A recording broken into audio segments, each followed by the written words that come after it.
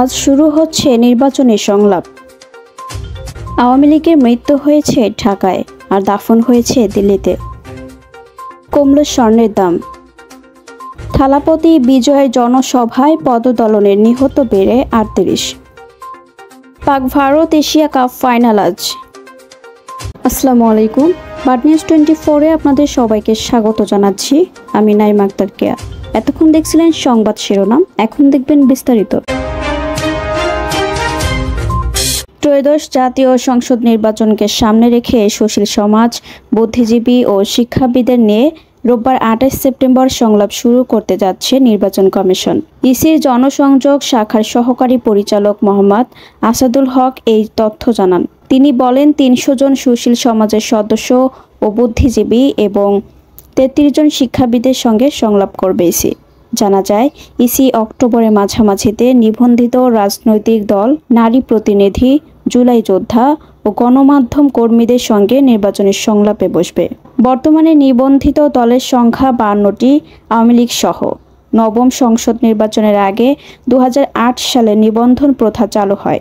এ পর্যন্ত ৫৬টি দল ইসির নিবন্ধন পেলেও পরবর্তীতে শর্ত পূরণ, শর্ত প্রতিপালনে ব্যর্থতা এবং আদালতের নির্দেশে ৫টি দলের নিবন্ধন বাতিল হয়। দলগুলো হলো বাংলাদেশ জামায়াতে ইসলামী, ফ্রিডম পার্টি, ঐক্যবদ্ধ নাগরিক আন্দোলন, পিডিপি ও জাগপা। সম্প্রতি আদালতের আদেশে জামায়াতে ইসলামী ও জাগপা নিবন্ধন ফিরে পেলেও ইসি কেবল জামায়াতের নিবন্ধন ফিরিয়ে দিয়েছে। এদিকে আদালতের আদেশে নতুন দল হিসেবে নিবন্ধন পেয়েছে বাংলাদেশ লেবার পার্টি। রোজার আগে ২০২৬ সালের ফেব্রুয়ারির প্রথমার্ধে ভোটের লক্ষ্যে কাজ করছে ইসি। ডিসেম্বরের প্রথমার্ধে তফসিল ঘোষণা করা হতে পারে। কুমিল্লায় বিএনপির জেলা সম্মেলনে দলটির স্থায়ী কমিটির সদস্য সালাউদ্দিন আহমেদ বলেছেন, আওয়ামী লীগের রাজনৈতিক মৃত্যু হয়েছে ঢাকায় আর দাফন হয়েছে দিল্লিতে।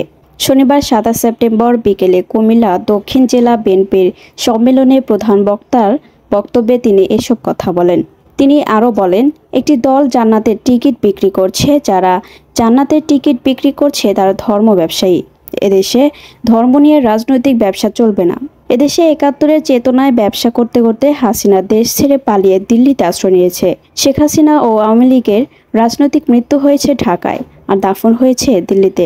জুলাই আগস্ট অভ্যুত্থানে শেখ হাসিনা সরকারের নির্যাতন ও হত্যাকাণ্ডের কথা স্মরণ করে তিনি বলেন, ১৪০০ মানুষকে হেলিকপ্টার থেকে গুলি করে হত্যা করা হয়েছে। ২০,০০০ পঙ্গুত্ব বরণ করে আহত অবস্থায় আছে। এতে রক্তের সিঁড়ি বেয়ে আমরা এখানে এসেছি। যারা গণহত্যা চালিয়েছে তাদের বিচার এই বাংলাদেশের মাটিতে হবেই। তিনি বলেন, ২০০৯ থেকে ২০২৪ সাল পর্যন্ত আওয়ামী লীগ লুটপাট ও গণতন্ত্র হত্যার ইতিহাস রচনা করেছে। তার দাবি অনুযায়ী বিদেশে ২৯,২৫,০০০ কোটি টাকা পাচার হয়েছে এবং মেগা প্রকল্পের নামে লুট হয়েছে আরও ২,৮০ কোটি টাকা, যা দিয়ে ২৪টি পদ্মা সেতু নির্মাণ করা যেত। কয়েক দফা বাড়ানোর পর অবশেষে এবার কমল স্বর্ণের দাম। সবচেয়ে ভালো মানের বা ২২ ক্যারেটের প্রতি ভরি স্বর্ণের দাম কমানো হয়েছে ১,৮৯০ টাকা।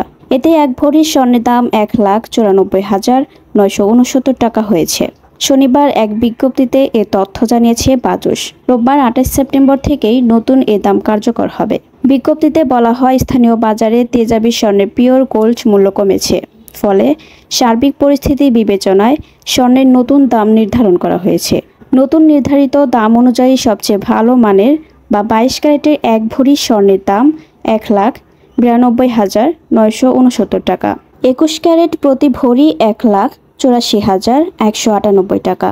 ১৮ ক্যারেটের প্রতি ভরি স্বর্ণের দাম ১,৫৭,৮৮৪ টাকা। সনাতন পদ্ধতি প্রতি ভরি স্বর্ণের দাম ১,৩১,০৪৫ টাকা। স্বর্ণের দাম বাড়ানো হলেও অপরিবর্তিত আছে রূপার দাম। ফলে ২২ ক্যারেটের এক ভরি রূপার দাম ৩,৬২৮ টাকা।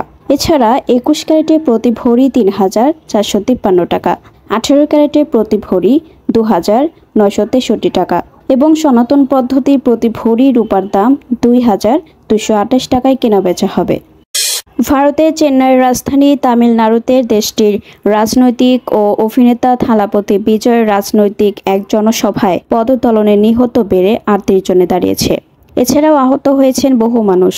শনিবার তামিলনাড়ুর কারুর জেলায় থালাপতি জনসভায় হতাহতের এই ঘটনা ঘটেছে। কারো জেলা পুলিশের জ্যেষ্ঠ কর্মকর্তা ডেভিডসন জনসভাস্থলে আহত কয়েক ডজন মানুষকে ইতিমধ্যে হাসপাতালে ভর্তি করা হয়েছে এবং আরও কয়েক ডজনকে আনার প্রক্রিয়া চলছে, যে কারণে মৃতের সংখ্যা আরও বাড়তে পারে বলে আশঙ্কা প্রকাশ করেছেন তিনি। চলতি এশিয়া কাপ শুরুর আগে আলোচনার বিষয়বস্তু ছিল ভারত ও পাকিস্তান। রাজনৈতিক ও ভৌগোলিক দ্বন্দ্বে বছর জুড়ে মুখর থাকা দুই দেশের বৈরিতায় হুমকির মুখে পড়ে যায় এশিয়া কাপও। শেষমেশ এশিয়া কাপ মাঠে করালেও পুরো আসর জুড়ে উত্তাপ ছড়িয়েছে ভারত ও পাকিস্তান। মাঠের লড়াইয়ে টসকাণ্ড, হ্যান্ডশেক, বিতর্ক, ম্যাচ রেফারি কাণ্ডে, পাকিস্তানের ম্যাচ বয়কটের হুমকিতে এশিয়ান ক্রিকেট কাউন্সিল এসিসি ও আন্তর্জাতিক ক্রিকেট কাউন্সিলের আইসিসির সঙ্গে দর্শকদেরও ব্যতিব্যস্ত অবস্থা। গ্রুপ পর্ব, সুপার 4 পেরিয়ে আরও একবার দুই দলের মহাদ্বৈরথের সাক্ষী হতে যাচ্ছেন দর্শক। এশিয়া কাপের 41 বছরের ইতিহাসে প্রথমবারের মতো ফাইনালে মুখোমুখি হতে যাচ্ছে ভারত পাকিস্তান। বাংলাদেশ সময় আজ রাত 8:30টায় দুবাই আন্তর্জাতিক ক্রিকেট স্টেডিয়ামে লড়াইয়ে নামবে সূর্যকুমার যাদব ও সালমান আলী আগার দল। এতক্ষণ আমাদের সাথে থাকার জন্য আপনাদের সবাইকে ধন্যবাদ। পরবর্তী সংবাদ দেখার জন্য আমন্ত্রণ এবং সাবস্ক্রাইব করে বার্ড নিউজের পাশে থাকুন।